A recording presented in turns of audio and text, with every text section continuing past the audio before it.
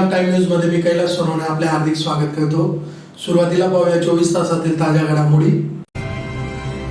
साक्री तालुक्यातील कावठे येथील ग्रामपंचायत सदस्यावर झालेल्या प्राणघातक हल्ल्याच्या निषेधार्थ शहरातून काढण्यात आला मोर्चा।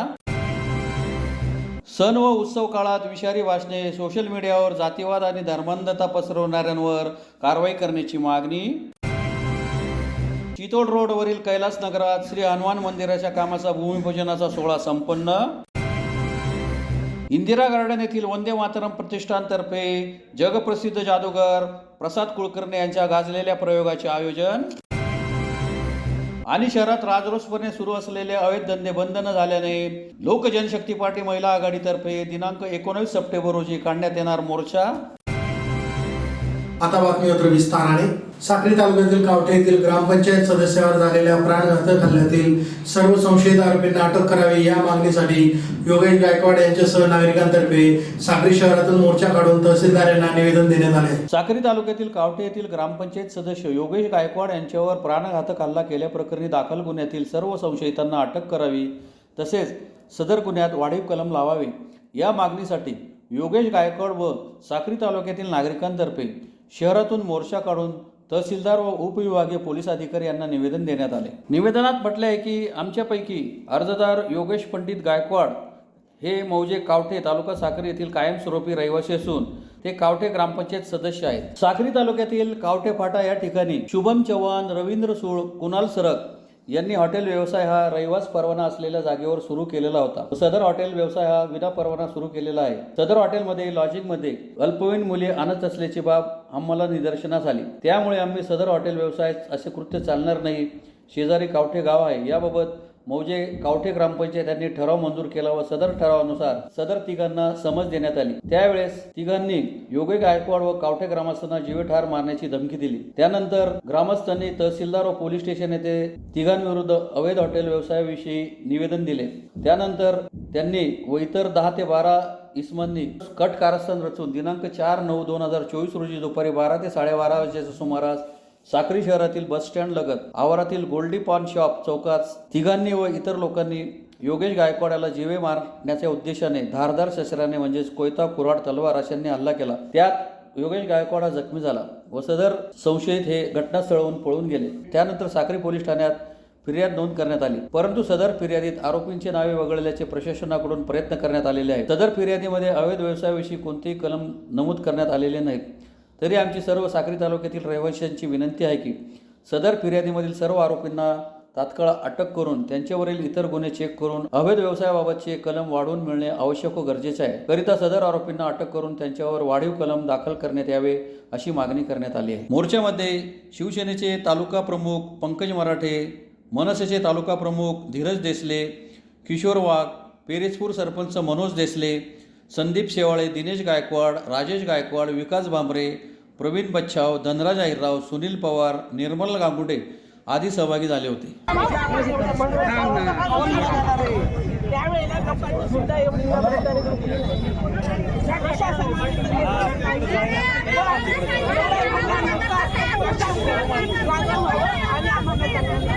माझ्या गरीबाच्या मुलाला इतकं त्यांनी हट्ट घेऊन इतकं त्यांनी फसा टाकला। यांनी आमच्या काठ्याला जमलेला असं माझ्या मुलाला लागलं नसतं, काहीच नसतं। आज असली बिगर अन्याय नाही अशी फसा टाका म्हणा गरीबला पुराले काही करता काय होतं। आज मला घर उघडं पडी जातं, एवढा एवढा कच्चा बच्चा मला उघडा पडी जातात। आम्ही काय करतो? असं काही कारण नव्हतं। अशी बिगर अन्याय नाही अशी मला फसा टाका। असं गुन्हेगारी करायला नाही पाहिजे होतं। असं काय गुन्हा केलेलं होतं मला सांगायला पाहिजे थांबले।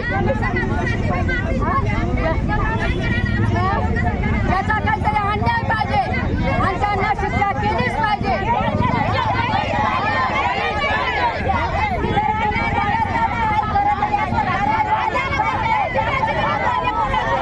शांततेत ऐका। आईच्या वेदना आपण ऐकलेल्या आहेत, लक्षात घ्या। आज जो काही गुड्डू गायकवाडवर हल्ला झालेला आहे हा जीवे मारण्याच्याच उद्देशाने हल्ला झालेला आहे। त्यामुळे मी आता प्रशासनाला एकच विनंती करतो, हा 307 हा कलम लक्षात घ्या आणि जे अवैध धंदे आज चालू आहे तालुक्यात हे बंद झाले पाहिजे हे मी सांगतात. या ठिकाणी DYSP साहेब उपस्थित आहेत, त्यांना मी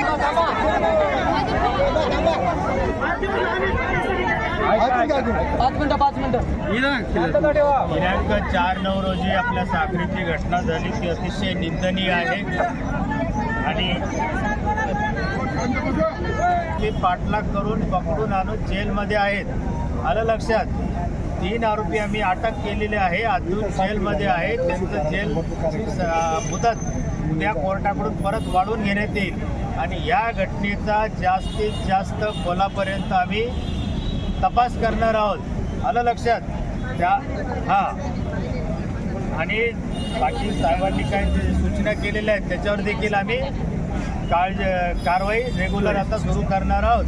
तरी माझी विनंती आहे, आता आपण निवेदन द्यावं की आपल्या निवेदनाप्रमाणे आम्ही कारवाई करणार आहोत. सण उत्सव काळात विकारी भाषणे, सोशल मीडियावर जातीवाद आणि धर्मांधता पसरवणाऱ्यांवर कारवाई करावी अशी मागणी राष्ट्रवादी काँग्रेस शरदचंद्र पवार पक्षातर्फे जिल्हा पोलीस अधीक्षकांना निवेदनाद्वारे करण्यात आले.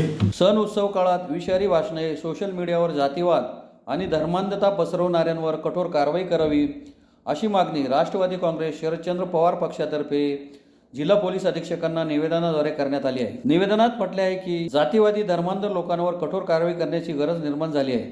अलीकडे समाजामध्ये विष पसरवणारे भाषण होत असल्याने सोशल मीडियावरही कारवाई करावी. नेमक्या सण उत्सवाच्या दिवसातच असे घडणे म्हणजे धर्मवाद वाढण्याचे लक्षण आहे. 16 तारखेला ईद मिलाद मोहम्मद पैगंबर यांची जयंती आहे. यानंतरही वेगवेगळे विविध जातीचे सण आहेत. अशा सण उत्सवात सर्व जाती धर्माचे लोक मोठ्या आनंदाने सहभागी होतात, एकमेकांना शुभेच्छा देतात. परंतु काही जातीवादी धर्मांध लोक जात आणि वेगवेगळ्या धर्मात विष पसरवण्याचे काम करीत आहेत. यामुळे अशा जातीवाद धर्मांधता वाढवणाऱ्या लोकांवर त्वरित कठोर कारवाई करण्यात यावी. आगामी विधानसभा निवडणुका लक्षात घेऊन काही लोक धार्मिक सलोख्याचे असलेले वातावरण बिघडवण्याचे काम करू शकतात किंवा अशा घटनांना जाती रंग देऊ शकतात. अशा लोकांवर प्रतिबंध करावा. प्रक्षोभक भाषणाला आळा घालावा. सोशल मीडियावरील धार्मिक भावना दुखावणाऱ्या पोस्ट व इतर दुष्कृत्य करणाऱ्यांवर कारवाई करावी. धुळे शहरामध्ये विविध जाती धर्माचे लोक एकत्र राहतात, एकमेकांच्या संस्कृती परंपरेचा आदर करतात, एकमेकांच्या सण उत्सवामध्ये सहभागी होतात. त्यामुळे धुळे शहरामध्ये शांतता, जातीय सलोखा राखणे गरजेचे आहे. धुळेकर नागरिक जातीवादाला, धर्मांधाला कंटाळलेले आहेत. त्यांना फक्त शहराचा विकास हवा आहे. नागरिक फक्त शांतता व सुरक्षेला महत्त्व देतात. त्यामुळे पोलीस प्रशासनाने सतर्क राहून येणाऱ्या कालावधीमध्ये दोषींवर कठोर कारवाई झाल्यास भविष्यात विपरीत काही घटना घडणार नाही असे निवेदनात नमूद करण्यात आले आहे. यावेळी राष्ट्रवादी काँग्रेस पक्षाचे रणजितराजे भोसले, जोसेफ मलबारी, शकीला बक्ष, राजेंद्र डोमाडे, गोरख शर्मा, जितू पाटील, वाल्मिक मराठे, राजू चौधरी, अमित शेख, मंगलदास वाघ, तरुणा पाटील, गायत्री पाटील, चेतना मोरे, रामेश्वर साबरे, भिकानेरकर, बटू पाटील, राजेंद्र चौधरी, यशवंत पाटील, प्रशांत बोरसे, विक्रम शेख, गोलू नागमल, रोशन खाटीक, निखिल वाघ, संजय महाले, नाझीम खाटीक, उजेफा खाटीक, राकेश पवार आदी उपस्थित होते. काँग्रेस पार्टी शरदचंद्रजी पवार पक्षाच्या शिष्टमंडळाने पोलीस अधीक्षक, उपअधीक्षक साहेब यांची भेट घेतली. आमचे या ठिकाणी सांगणं होतं की हे सणासुदाचे दिवस चालू आहे, गणेश उत्सव या ठिकाणी सुरू आहे, लवकरच ईद मिलादचा प्रोग्राम या ठिकाणी होणार आहे. दोघं समाजाच्या वतीने भव्य मिरवणुकीचं पण नियोजन करण्यात आलेलं आहे. सणासुदाच्या काळामध्ये काही जातीयवादी लोक, धर्मांध लोक आणि त्यांचे काही संघटना या ठिकाणी धुळे शहरामध्ये विष पसरवण्याचं काम करू शकतात किंवा या ठिकाणी तणाव निर्माणाचं काम करू शकतात. आम्ही या निमित्ताने मागणी केली आहे की सोशल मीडियावर चुकीच्या पद्धतीने पोस्ट करणारे, रील करणारे यांच्यावर सुद्धा कारवाई करण्यात यावी. जे लोक भाषणामध्ये जाती धर्मामध्ये जातीय तेढ निर्माण करण्याचा प्रयत्न करतायत त्यांच्यावर सुद्धा या ठिकाणी कारवाई करण्यात यावी. जे लोक या ठिकाणी भाषणबाजी करतायत चुकीच्या पद्धतीने त्यांच्यावर कारवाई करण्यात यावी अशी आम्ही मागणी केलेली आहे. आमचं म्हणणं आहे की लवकरच विधानसभेच्या निवडणुका येणार आहेत. काही संघटना, काही राजकीय पक्ष, काही धर्मवादी या जातीवादी लोक या ठिकाणी शहराचं वातावरण बिघडून राजकीय लाभ घेण्याचा सुद्धा प्रयत्न करणार आहेत. याच निमित्ताने आम्ही पोलीस अधीक्षक साहेबांना भेटून आम्ही मागणी केली की असे लोक जे प्रयत्नशील आहेत त्यांच्यावर लक्ष ठेवावं, त्यांच्यावर कडक कारवाई करण्यात यावी अशा पद्धतीची मागणी आम्ही या ठिकाणी केलेली आहे. धुळे शहरातील चितोड रोडवरील कैलास नगरातील श्री मुक्तेश्वर महादेव मंदिराजवळ ऋषी पंचमीचे औचित्य साधून श्री हनुमान मंदिराच्या कामाचा भूमिपूजनाचा सोहळा माजी आमदार राजवर्धन कदम मांडे यांच्या हस्ते संपन्न झाला. धुळे शहरातील चितोड रोडवरील कैलास नगरातील श्री मुक्तेश्वर महादेव मंदिराजवळ ऋषी पंचमीचे औचित्य साधून श्री हनुमान मंदिराच्या कामाचा भूमिपूजनाचा सोहळा माजी आमदार राजवर्धन कदमबांडे यांच्या हस्ते संपन्न झाला। यावेळी ओपन स्पेसमध्ये वृक्षारोपणाचा कार्यक्रमही संपन्न झाला। ज्येष्ठ नागरिक लक्ष्मण देवरे, पुंडलिक पगारे, गणेश सुपनर यांच्या हस्ते वृक्षारोपण करण्यात आले। या प्रसंगी भाजपचे युवा नेते चेतन मंडोरे, पंकज मुंदडा, रवींद्र नगराळे, सचिन बागुल, प्रकाश शिरसाट, संजय पाटील, गोरख गर्दे, वीरेंद्र मोरे, दिनेश निकुंभ यांच्यासह परिसरातील अनिल जाधव, कैलास पाचंगे, सतीश उघडे, संजय भावसार, रोहित गर्दे, हर्ष साकला, जानकीलाल वाडेले, सुखदेव निकम, भालचंद्र सोनार, कैलास माळी, मनसाराम परदेशी, कौतिक बागुल, योगेश उघडे, समाधान पाकळे, रोहित परदेशी, तेजस बागले, अभिजित परदेशी, निलेश मोरे, प्रफुल्ल सोनार, अभिषेक कनके, सनी परदेशी, कल्पेश परदेशी, विवेक वाडेले यांच्यासह महिला भगिनी मोठ्या संख्येने उपस्थित होते। श्री क्षेत्र मुक्तेश्वर महादेव मिल परिसर आज ऋषी पंचमीच्या औचित्य साधून परिसरातील सगळे ज्येष्ठ नागरिक, धुळ्याचे माजी आमदार माननीय राजूबाबा कदमबांडे यांच्या हस्ते आज वृक्षारोपणचं आणि दक्षिणमुखी मारुती मंदिराचं भूमिपूजनाचा कार्यक्रम आज संपन्न झाला आहे। या कार्यक्रमाचे अध्यक्षस्थानी माननीय राजवर्धनजी कदमबांडे, परिसरातील ज्येष्ठ नागरिक लक्ष्मण तात्या, अजून सगळे कैलासनगरवासी, परिसरचे जितके ज्येष्ठ नागरिक सगळे, माता भगिनी यांच्या हस्ते करण्यात आलेला आहे। आज या कार्यक्रमाच्या निमित्ताने खऱ्या अर्थाने झाडे लावा झाडे जगवा ही संकल्पना मनोज भाऊंच्या हातून घडली, यासाठी मी त्यांचे अभिनंदन करतो। धन्यवाद। श्री क्षेत्र मुक्तेश्वर महादेव मंदिर एका वर्षाच्या आत फार भव्य दिव्य प्रमाणात उभं राहिलेलं आहे। मला वाटतं उत्तर महाराष्ट्रात असं भव्य मंदिर, महादेवाचं मंदिर दुसरं नाही। महादेवाच्या 2 मंदिरांना फार महत्त्व आहे, एक स्मशानाचं आणि एक नदी किनारं। श्री मुक्तेश्वर महादेव मंदिर चितोड अमरधामला लागून आहे आणि या अमरधामच्या जवळ असलेल्या शिवमंदिराला फार महत्त्व आहे आणि आज गणपती बाप्पांचंही आगमन झालेलं आहे आणि त्या निमित्ताने मंदिराचं जवळपास पूर्ण काम 90% काम संपलेलं आहे। आता पूर्ण वर्षाच्या अखेरीस याचा लोकार्पणाचा कार्यक्रम करण्याचा मानस आहे। महादेव आम्हाला सगळ्यांना ताकद देऊ, आम्ही लवकरात लवकर हा कार्य पूर्ण करू आणि तमाम धुळेकर नागरिकांना गणपतीच्या शुभेच्छा। श्री मुक्तेश्वर महादेव मंदिराची संकल्पना माननीय दैनिक खानदेश मैदानचे मुख्य संपादक मनोज भाऊ गर्दे यांची होती। यांनी या मंदिरासाठी अथक परिश्रम घेतले आणि याचा मी साक्षीदार आहे। या 1.5 वर्षाच्या कारकिर्दीत धुळे शहरात असे भरपूर मंदिर आहेत ज्यांचं भूमिपूजन झालेलं आहे, पण त्यांची कामाची प्रतीक्षा लोक अजून करत आहे पूर्णत्वाची। पण मनोज भाऊंच्या हस्ते आणि त्यांच्या अथक परिश्रमाला आणि त्यांच्या पूर्ण परिवाराला मी याचं श्रेय देतो, कारण की मनोज भाऊ, त्यांचे मुलं, त्या आमच्या वहिनीसाहेब यांनी सगळं तन मन धनाने पूर्ण प्राण ओतून या मंदिराचं काम केलेलं आहे, म्हणून मी त्यांचं विशेष अभिनंदन करतो। धुळे शहरातील देवपुरातील इंदिरा गार्डन येथील वंदे मातरम प्रतिष्ठानतर्फे रविवारी सायंकाळी जगप्रसिद्ध जादूगार प्रसाद कुलकर्णी यांच्या गाजलेल्या प्रयोगाचे आयोजन करण्यात आले होते। धुळे शहरातील देवपुरातील वंदे मातरम प्रतिष्ठानतर्फे रविवारी सायंकाळी जगप्रसिद्ध जादूगार प्रसाद कुलकर्णी यांचा जगात गाजलेल्या प्रयोगाचे आयोजन करण्यात आले होते। प्रसाद कुलकर्णी यांनी वंदे मातरम प्रतिष्ठानच्या गणरायाजवळ डोळ्यावर पट्टी बांधून दुचाकीवर सवार होऊन रॅली काढली। रॅली जय हिंद चौक, जय हिंद सिनियर कॉलेज, एकविरा देवी मंदिर चौक, मोठा पूल, गांधी पुतळा, गोपाल टी हाऊस, झाशी राणी पुतळा चौक, अग्रवाल विश्राम भवन, गणपती मंदिर, चुडामणी बंगला ते इंदिरा गार्डन पर्यंत रॅली काढण्यात आली। रस्त्यावर मध्यभागी जेथे जेथे पुष्पहार घेऊन त्यांच्या स्वागतासाठी उभ्या असलेल्या नागरिकांजवळ त्यांनी दुचाकी उभी करून सत्कार स्वीकारला। अतिशय ऐतिहासिक आणि आगळावेगळा कार्यक्रम वंदे मातरम प्रतिष्ठानतर्फे राबविण्यात आला। नमस्कार, मी जादूगार प्रसाद कुलकर्णी। आज इथे डोळे बांधून मोटरसायकल चालवायचा जो काही प्रयोग झाला आहे, हा प्रयोग मी वयाच्या 7व्या वर्षापासून करतो। म्हणजे सायकल, त्यानंतर स्कूटी आणि त्यानंतर आता मोटरसायकल, इथपर्यंत हा प्रवास येऊन थांबला आहे आणि हा प्रवास जोपर्यंत जादूचा माझा प्रवास चालू आहे तोपर्यंत हा प्रवास चालू असणार आहे। याचं महत्त्वाचं कारण हे आहे की की आपले डोळे शाबूत आहेत, पण डोळे शाबूत असताना सुद्धा अपघातामध्ये मृत्यू पडण्यामध्ये अंध लोकांचं जे काही प्रमाण आहे त्याच्या 500 पट जास्त डोळस लोकांचं प्रमाण आहे. जर अंध व्यक्ती जर व्यवस्थित प्रवास करू शकते, अंध व्यक्ती जर व्यवस्थित रस्ता क्रॉस करू शकते, तर आपले डोळे चांगले असून अपघातामध्ये मृत्युमुखी पडण्याचं प्रमाण आपलं जास्त काय? तर अंध व्यक्ती जर हे करू शकतो तर आपण हे नक्कीच करू शकतो. त्यासाठी वाहतुकीचे नियम हे सगळ्यांनी पाळले पाहिजेत आणि हा संदेश देण्यासाठी हा माझा अतिशय आवडता प्रयोग आहे. आणि या प्रयोगामध्ये ना कुठला मंत्र आहे, ना कुठला तंत्र आहे, ना कुठली हातकीसफाई आहे. फक्त प्रॅक्टिस आणि प्रॅक्टिसच्या जीवावर एखादा व्यक्ती काय लेवलपर्यंत इमॅजिनेशन नेऊ शकतो याचा छोटासा प्रयत्न माझा होता.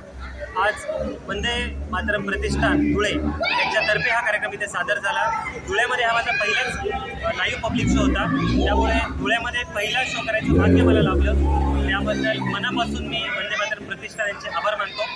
मागच्या वर्षीसुद्धा इथे गणपतीमध्ये माझा कार्यक्रम झाला होता, यावर्षीसुद्धा कार्यक्रम आहे आणि मागच्या वर्षीपेक्षा खूप चांगले प्रयोग मी घेऊन आलो आहे. अमेरिकन गॉट टॅलेंटमध्ये जे ॲक्ट विनिंगपर्यंत गेलेले आहेत आणि जे ॲक्ट फक्त आपल्याला हिंदी किंवा इंग्लिशमध्येच बघायला मिळतात, ते ॲक्ट मी मराठीमध्ये आणले.